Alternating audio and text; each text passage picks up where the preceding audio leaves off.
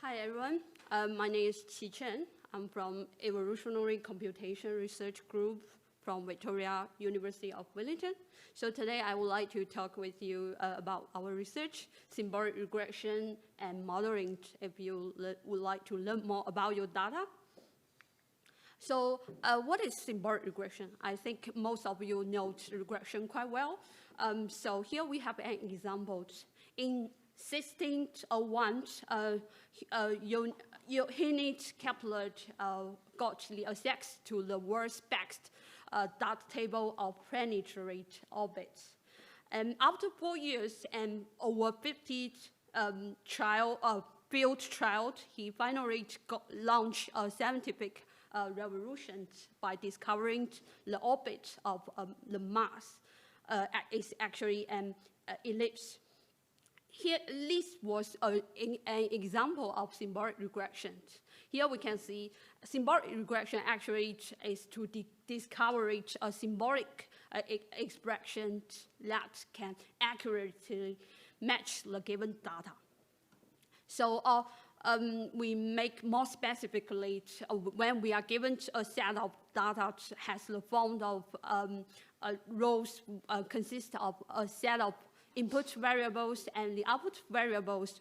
Our task is trying to find the correct symbolic expression or symbolic model for the unknown mystery functions f. So symbolic regression is useful. We can use it for drug discovery, and we can use it for design the hybrid powertrain for modeling the engines. So if we want to do symbolic regression, but we don't want to spend years human efforts, what can we do? We have a technique here called genetic programming GP. GP is inspired by biological evolution, which aims to automatically generate programs to solve the problems.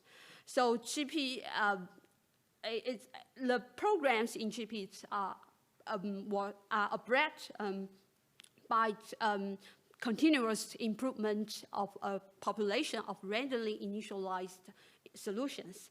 And the progress are make sure by kind of stochastic variation of the programs, and also a selection according to some predefined evaluation criteria to judge how good the solutions are.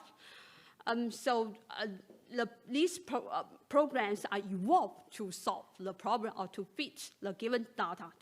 And when you use GP for symbolic regression, we can see here these symbolic models are actually the programs.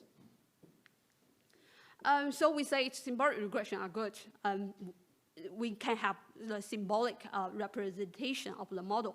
What we learned, not only the coefficients of the model, but also the model structure, like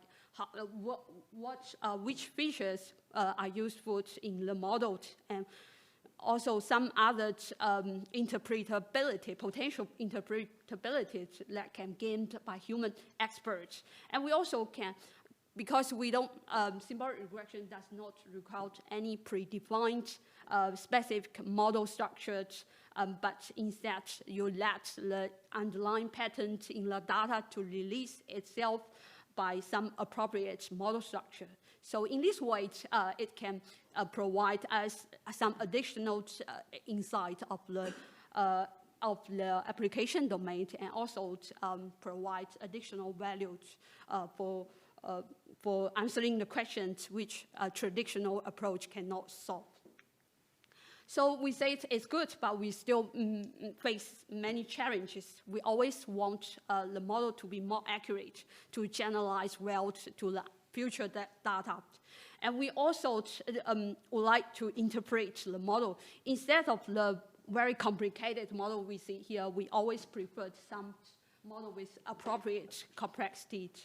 And this model will also provide us actionable knowledge for the application problems. So what we have done so far is we have investigated a set of featured manipulation methods, including feature construction and a set of featured selection methods, which not only give us which features are truly informative, but also tell us how important these features are. And we also have kind of model complexity measure to try to find model has a good balance between the model complexity and its performance. And we also introducing the semantic of the model, which means the behavior of the model to guide a better evolutionary process to find well-behaved new generations. So here we also highlight some very recent publications for symbolic regression by genetic programming. Yeah, that very much.